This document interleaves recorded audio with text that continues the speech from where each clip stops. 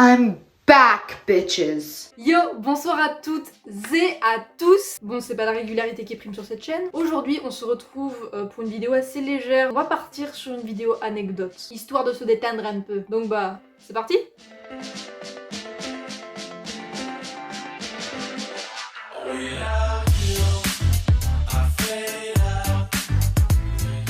Donc dans cette vidéo, je vais vous raconter plein de petites anecdotes, plein de petits story time par rapport à mon passé. Et que les histoires soient trash, mignonnes ou glauques, j'espère qu'elles vont vous plaire. Donc la première story time, je l'ai appelée Père Noël et Anna Wyss. Cette histoire en fait, elle se passe quand on était petite. Donc avant, nous habitions le Robotro, petite commune dans le vignoble nantais, pour ceux qui ne connaissent pas.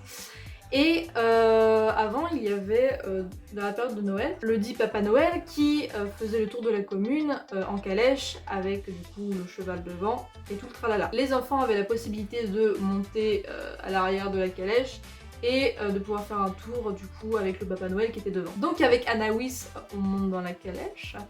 On fait le tour de la commune, le Père Noël nous donne un bonbon et nous pose la fameuse question: est-ce que vous avez été sage cette année? Moi, toute contente, toute innocente, je lui réponds: oui, moi j'ai été très sage. Et dans le plus grand des calmes, elle ose balancer au Papa Noël: Moi j'ai été sage, mais regarde, non, regarde, elle a pas été sage cette année.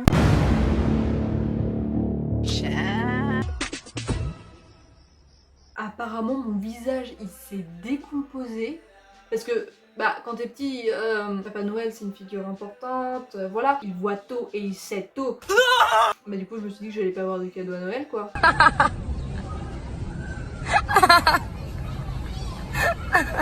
Je vais pas vous cacher que mes parents au début étaient surpris et me voyant triste, ma mère m'a fait croire qu'elle allait revoir le Père Noël pour lui dire qu'en fait j'ai été sage et du coup bah non, au final elle est juste allée faire quelques achats pour Noël justement dans un magasin. Voilà! Anecdote suivante est magnifique. C'est en rapport avec les fortes chaleurs que nous avons. D'ailleurs, je tiens à rappeler qu'une fille en short, en robe, avec un décolleté ou pas, ce n'est pas une invitation. S'il vous plaît, messieurs, laissez-nous vivre. Et donc, pour cette anecdote, je devais avoir 7 ans, je crois, comme ça. Et on est en été, il fait chaud. J'avais mis un short, un débardeur, c'était à la mode à l'époque, mais j'avais des ballerines violettes, wesh. Je me sentais trop fraîche pour aller chercher du pain. It's Britney, bitch.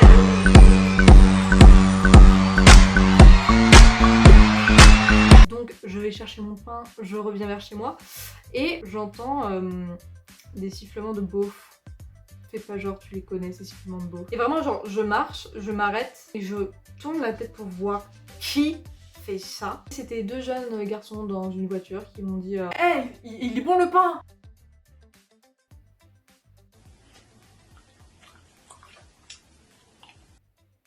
Bizarre. Dégueulasse. Eh non mais en vrai il est bon le pain! Va là-bas! Et j'ai tracé ma route. Et en rentrant du coup, j'explique ce qui s'est passé à ma mère. Bah oui, il y a deux gars dans une voiture, voilà, ils m'ont sifflé, ils m'ont dit ça et tout. J'ai pas compris, ils sont idiots, ils ont qu'à aller acheter du pain. Et c'est là où elle m'a dit cette phrase: et bah tu sais quoi, la prochaine fois que quelqu'un te siffle comme ça, ou siffle dans la rue comme ça, ne te retourne pas, tu n'es pas un chien qui répond à un sifflement. Tu siffles un chien, tu siffles pas une femme. She's a businesswoman, a TV star, a host, a producer, an actress, a philanthropist. She's one of the most influential, popular, wealthy women in the world. La storytime suivante, il s'agit de Epiphanie, centre de rééducation. Alors pour ceux qui n'ont pas vu mes storytime sur mes deux opérations, sur ma scoliose et tout ce qui s'ensuit, déjà je vous invite à aller les voir, wesh, elles sont grave bien. Mais attendez la fin de cette vidéo pour pouvoir aller les voir. Donc pour ceux qui ont suivi, j'ai subi 2 opérations pour remettre ma colonne vertébrale droite, sinon j'allais finir bossu, un poumon écrasé par ma colonne. Et genre dans un premier temps, fallait me redresser, fallait me grandir, parce que du coup je m'étais tassée un peu comme une personne âgée. Et du coup pour me grandir, les médecins m'avaient mis une sorte de couronne, on s'appelle ça un holocrânien, fixé du coup dans la boîte crânienne par 4 vis et du coup tiré par un système de poulies et au bout il y avait une corde avec des poids et du coup ça m'étirait la colonne comme un chewing-gum. Du coup comme j'avais subi la première phase de cette opération le 26 décembre, pas loin il y a l'épiphanie. Du coup ma meilleure amie de l'époque est venue avec son padré me voir dans mon centre de rééducation et tu vois j'ai senti qu'il y avait un petit malaise, tu vois. Mais bon, je me suis dit, ça va passer, je vais faire une blague. Et pendant un petit moment de blanc, quand on mangeait la galette, j'ai sorti. De toute façon, j'ai pas besoin de la fève, vu que j'ai déjà la couronne. Right? Ha ha, very funny. Et 2 secondes après, mon ancienne meilleure amie s'est mise à pleurer, mais littéralement, elle a tout lâché. Du coup, je me suis sentie ultra mal, et du coup, on est allé se balader après dans les couloirs pour qu'elle se détende un peu. Prochaine story time, je l'ai appelée fausse cigarette. Alors en fait en primaire, faut savoir que nous étions assez inventifs. On veut faire comme les grands, tu vois, on veut imiter les grandes personnes, tu sais, on imite les gestes. Et comme à la sortie de l'école, on voyait aussi plein de grandes personnes qui fumaient, on se disait ah mais c'est ça être un adulte en fait. Et comme on était, je pense, un peu trop influencés par les dessins animés type Bob le bricoleur, on s'est mis à en fait prendre des feuilles de papier, tu sais les A4 là, à grands carreaux de préférence, et on coupait à un endroit de la feuille, donc c'était surtout vers le haut, et on prenait un feutre orange, on coloriait le bas du morceau de papier pour faire le filtre, on roulait le papier, on mettait un peu de colle. Ceux qui étaient assez intelligents mettaient du scotch, voilà. Ceux qui étaient un peu bêtes mettaient trop de colle, mais du coup genre on mettait la colle, on fermait, on appuie bien, tu vois, pour bien que ça prenne, et ça faisait une cigarette en papier. Et donc oui, je disais par rapport à la colle, des fois il y en a qui en mettaient trop, du coup genre on pinçait le truc entre nos lèvres, t'avais le vieux goût de colle, et bien évidemment comme on était intelligent, on n'avait pas qu'une seule couleur de filtre. À un moment, je sais pas pourquoi, les filtres orange sont devenus rouges, et quand il y en a qui les prenaient, tu vois, un jour qui faisait genre ils fumaient avec, ils nous sortaient l'excuse. Le orange ça ne fait plus d'effet. Là le rouge, toi c'est un niveau supérieur, c'est un peu plus fort, tu vois. Et comme le filtre rouge ne suffisait plus, ça a été au tour des filtres noirs. Il y en a qui avaient inventé qui avaient fabriqué des paquets de cigarettes en papier. Mais quand je vous dis Bob le bricoleur en sueur, c'est pas pour rien. Les 2 petites anecdotes suivantes, ça va être par rapport aux faits.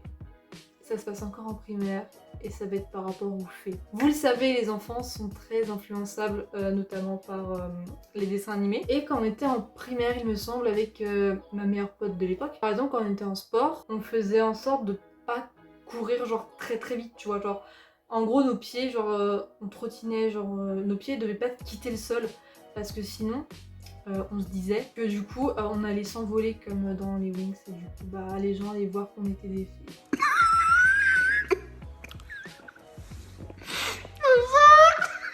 L'anecdote suivante d'ailleurs porte aussi sur les faits, c'est parce que en fait il y avait dans notre cours de récréation un arbre avec un creux près de la racine. Et à un moment, ma meilleure pote, je la vois en train de jouer avec des feuilles et je lui ai dit... Tu fais quoi? C'est un secret, j'ai pas le droit de te le dire, mais vu que t'es ma meilleure amie, je te le dis. En fait, je suis la couturière des fées, voilà. Je crée des tenues pour les fées, tu vois, là je vais créer une robe bustier, je peux leur faire des jupes, des chapeaux, voilà, je fais ça pour les fées. Et ensuite je les mets dans le creux de l'arbre là-bas, et le lendemain, tu vas voir, demain il n'y aura plus rien. C'était à l'époque où le film de la fée Clochette, le premier là, venait de sortir. Et donc du coup, j'ai tout simplement proposé mon aide pour être couturière des fées aussi. On y croyait de ouf parce que genre en fait le lendemain quand on venait à l'école, au pied de l'arbre, il n'y avait plus nos créations. Il n'y avait plus nos robes bustières. Guerlain, Chanel, qu'est-ce que c'est? Nous c'est des feuilles de la nature. On va dire que le vent de la nuit, la météo, tout ça a participé à la magie. Voilà, c'était quelques anecdotes pour cette première partie. J'ai décidé hors caméra de tourner une deuxième partie qui sortira je sais pas quand vu que c'est pas la régularité qui prime sur la chaîne. Du coup c'est tout pour aujourd'hui, je te dis à la prochaine fois du coup pour une nouvelle vidéo. Ciao. Bye, bitch.